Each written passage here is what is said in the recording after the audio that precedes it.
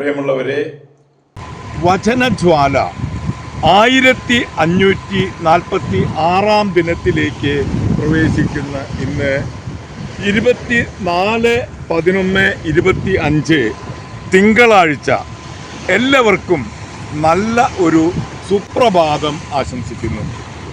ഇന്ന് നമ്മൾ അഗത്തി ദ്വീപിലാണ്. അഗത്തി ദ്വീപ് ലക്ഷദ്വീപിലെ ഏറ്റവും പ്രധാനപ്പെട്ട ഒരു ദ്വീപാണ് അഗത്തി ദ്വീപ്. 34ഓളം ചെറുദ്വീപുകളുടെ സമാഹാരമാണ് അതിലെ ഏറ്റവും പ്രധാനപ്പെട്ടതും ആയ ഒരു സ്ഥലമാണ് ഈ അഗത്തി ദ്വീപ്. ആ അഗത്തി ദ്വീപിൽ നിന്നാണ് ഇന്നത്തെ പ്രഭാതത്തിൽ നിങ്ങളുമായി ഞാൻ സംവദിക്കുന്നത്. എല്ലാവർക്കും ഈ ഒരു നല്ല ദിവസത്തിൻ്റെ എല്ലാ മംഗളങ്ങളും നേരുന്നു. അഗത്തിയിൽ നിന്നും ലക്ഷദ്വീപിൽ നിന്നും ഇന്നത്തെ വചന വായനയിൽ ഏശയ്യ 10-ാം അധ്യായം 13 മുതൽ 23 വരെയുള്ള തിരുവാക്യങ്ങളാണ് നാം ശ്രവിക്കുക. അവൻ പറയുന്നു, എൻ്റെ കരബലവും ജ്ഞാനവും കൊണ്ടാണ് ഞാനത് ചെയ്തത്. കാരണം എനിക്ക് അറിവുണ്ടായിരുന്നു. ഞാൻ ജനതകളുടെ അതിർത്തികൾ നീക്കം ചെയ്യുകയും അവരുടെ നിക്ഷേപങ്ങൾ കൊള്ളയടിക്കുകയും ചെയ്തു. സിംഹാസനത്തിൽ ഇരിക്കുന്നവരെ ഞാൻ കാളക്കൂറ്റന്റെ കരുത്തോടെ താഴെ ഇറക്കി. പക്ഷിക്കൂട്ടിൽ നിന്നെന്ന പോലെ എൻ്റെ കരം ജനതകളുടെ സമ്പത്ത് അപഹരിച്ചു.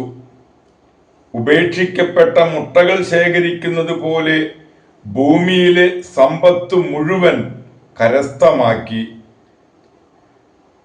ചിറകനക്കാനോ വായ് തുറന്ന് ചിലയ്ക്കാനോ ഒന്നും ഉണ്ടായിരുന്നില്ല.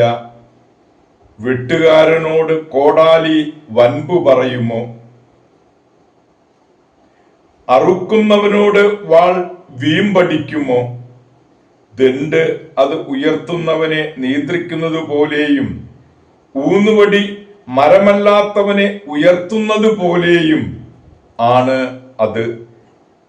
കർത്താവ്, സൈന്യങ്ങളുടെ കർത്താവ് കരുത്തന്മാരായ യോദ്ധാക്കളുടെ മേൽ ക്ഷയിപ്പിക്കുന്ന രോഗം അയക്കും.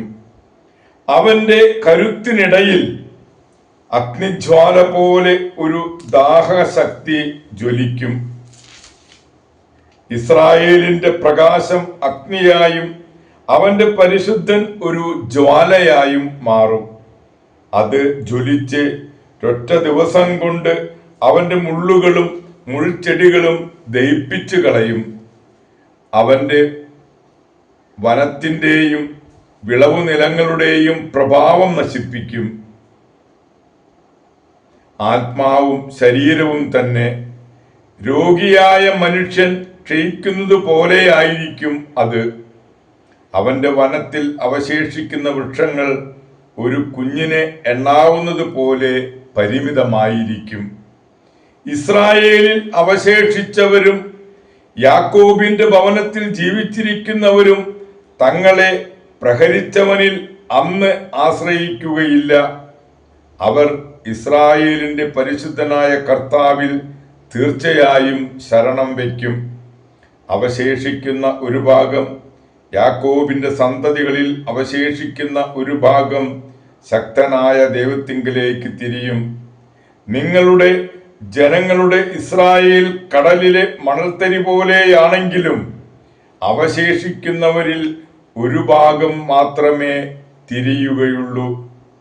നീതി കവിഞ്ഞൊഴുകുന്ന വിനാശം നിശ്ചയിക്കപ്പെട്ടിരിക്കുന്നു.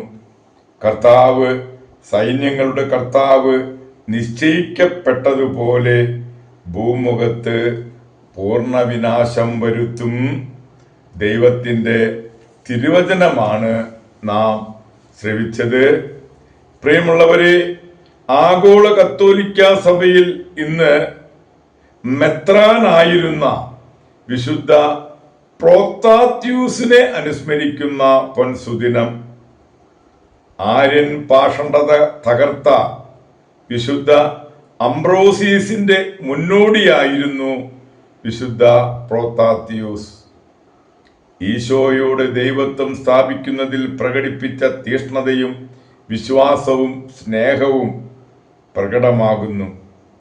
21 കൊല്ലത്തെ മിലാനിലെ ബിഷപ്പായിരുന്ന പ്രോത്താസിയൂസ് ആര്യനിസത്തെ തച്ചു തകർത്തു. ആര്യനിസത്തെ തകർത്ത ചുറ്റിക എന്നറിയപ്പെടുന്ന അംബ്രോസിസിന് മുന്നോടിയായി ഇന്നു തന്നെയാണ് പ്രിയമുള്ളവരെ ലെമാൻസിലെ വിശുദ്ധ റൊമാനൂസിനെയും അനുസ്മരിക്കുന്ന പൊൻസുദിനം. ഒരു ഗല്ലോ റോമൻ പുരോഹിതനായ വിശുദ്ധ റൊമാനൂസ് ഫ്രാൻസിൽ മിഷൻ പ്രവർത്തനത്തിൽ ഏർപ്പെട്ടിരിക്കുമ്പോഴാണ് മരണമടഞ്ഞത്. ഒരുപാട് വിജാതീയരെ മാനസാന്തരപ്പെടുത്തിയ വിശുദ്ധ റൊമാനൂസിൻ്റെയും മെത്രാനായിരുന്ന വിശുദ്ധ പ്രോത്താസിയൂസിൻ്റെയും മാധ്യസ്ഥം യാചിച്ച് ഇന്നത്തെ ഈ നല്ല ദിവസത്തിലേക്ക് നമുക്ക് പ്രവേശിക്കാം. എല്ലാവർക്കും നല്ല ഒരു തിങ്കളാഴ്ച ദിവസം ആശംസിക്കുന്നു. ദൈവം നമ്മെ ഓരോരുത്തരെയും സമൃദ്ധമായി അനുഗ്രഹിക്കട്ടെ.